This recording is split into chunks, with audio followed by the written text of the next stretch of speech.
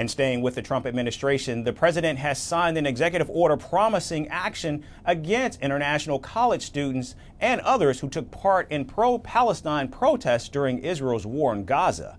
His aggressive action aims to revoke visas of foreign students and prosecute offenders found to be Hamas sympathizers. The executive order also calls for the deportation of quote-unquote resident aliens who broke the law as part of the anti-Israel protests since the Hamas terror attack on October 7th of 2023. Jewish students have faced an unrelenting barrage of discrimination, denial of access to campus common areas and facilities, including libraries and classrooms, and intimidation, harassment, and physical threats and assault. Now, under the order, federal agencies have 60 days to produce a report to identify all actions to curb anti-Semitism at U.S. colleges and universities. The order also empowers these educational institutions to monitor and report such students to remove them from the institutions. In addition to identifying relevant authorities to curb or combat anti-Semitism generally required by this section, the Secretary of State, the Secretary of Education, and the Secretary of Homeland Security, in consultation with each other, shall include in their reports recommendations for familiarizing institutions of higher education with the grounds for inadmissibility, so that such institutions may monitor for and report activities by alien students and staff relevant to those grounds, and for ensuring that such reports about aliens lead, as appropriate and consistent with applicable law, to investigations and, if warranted, actions to remove such aliens.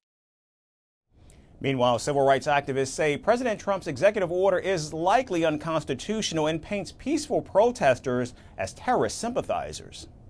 The Trump administration's attempt to smear the many Jewish, Muslim, Palestinian, and other college students who protested the Israeli government's genocide in overwhelmingly peaceful ways represents a dishonest, overbroad, and unenforceable attack on both free speech and the humanity of Palestinians, all for the sake of a foreign government. So is the administration's apparent threat to deport any foreign student who merely participated in anti-genocide protests. Now, during his re-election campaign, Donald Trump accused the Biden administration of failing to stop anti-Israel protests on campus. However, the Biden administration opened more than 100 investigations into alleged anti-Semitism incidents at schools and universities after the Hamas attack on Israel.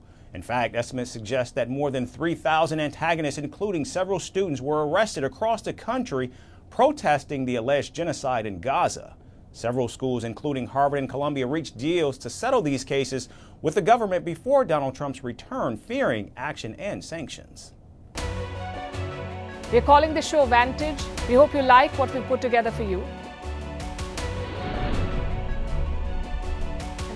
Touted as the minimum defense from that video. India's neighbors were the first to send the special edition of Vantage live from the White House throughout this week. Yes, Hindu Mandir in we're on our way to Tel Aviv. Measure, but it's also the perfect way to drive.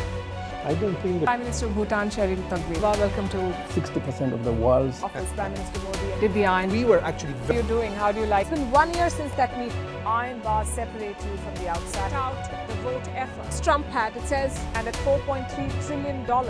300 billion by 2030. That's what we need to tackle climate change.